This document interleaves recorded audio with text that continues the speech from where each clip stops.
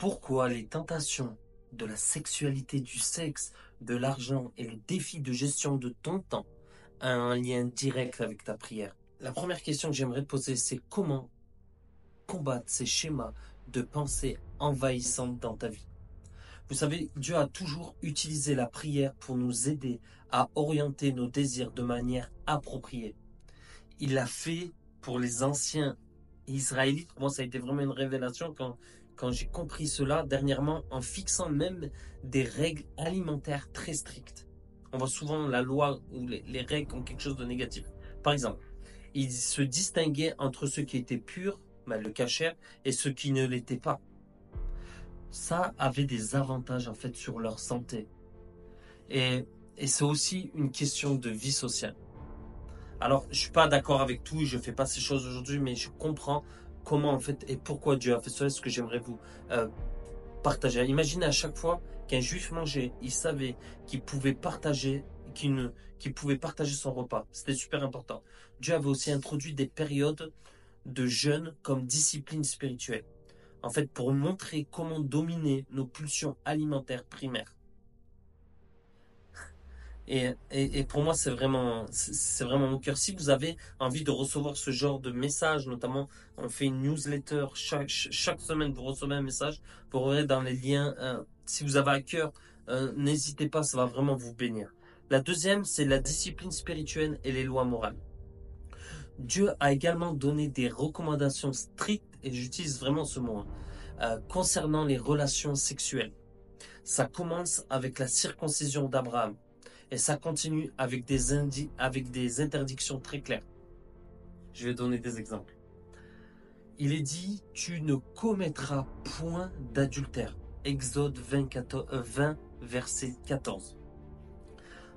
Concernant la sexualité et l'homosexualité, il est écrit, si un homme couche avec un homme, comme on couche avec une femme, ils fait tous deux une chose abominable. Lévitique 20, 13. Laissez-moi, je vais atterrir.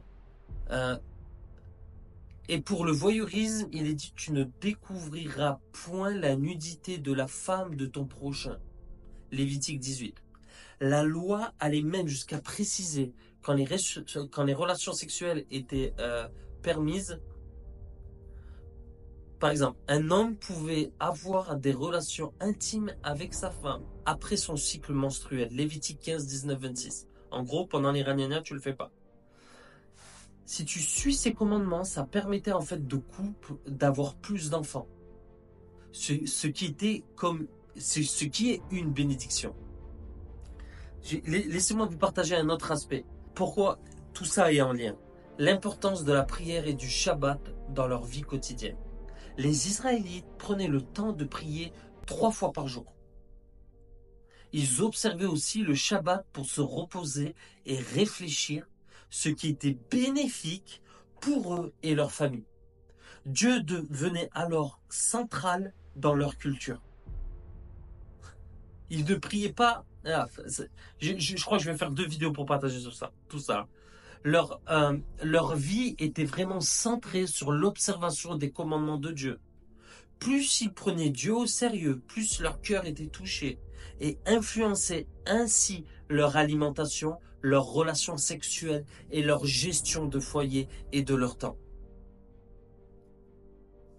Je sais que c'est puissant, je vais essayer je vais faire une autre vidéo, mais je vais finir avec cela. Dieu nous offre des outils spirituels comme la prière et les commandements pour nous aider à surmonter nos tentations et à mener une vie équilibrée. Alors bien sûr, ces principes, on peut les trouver dans la parole, c'est pour ça que je vous ai cité cela, mais ces principes en fait trouvent la paix et la satisfaction dans notre quotidien. Et alors, je suis pas en train de dire que si tu pêches, tu as des penchés sans cesse de que tu n'as pas besoin de délivrance. Je suis pas en train de dire ça. Il y a l'aspect de la délivrance, il y a l'aspect de la guérison. Mais je vois beaucoup d'hommes et d'hommes surtout, en fait, tomber et toujours revenir sur des dossiers. Et en fait, j'ai remarqué une chose. Ils ne prient pas. Et c'est ce que je vais partager dans la suite, dans la vidéo qui arrive juste après, aux personnes qui me suivent en direct, ça sera la semaine d'après. Mais pour continuer sur ces aspects-là et aller plus en profondeur. Donc si vous avez encore et vous voulez aller plus loin, n'hésitez pas à aller sur lucabanovi.com, vous aurez plus d'informations. Soyez bénis.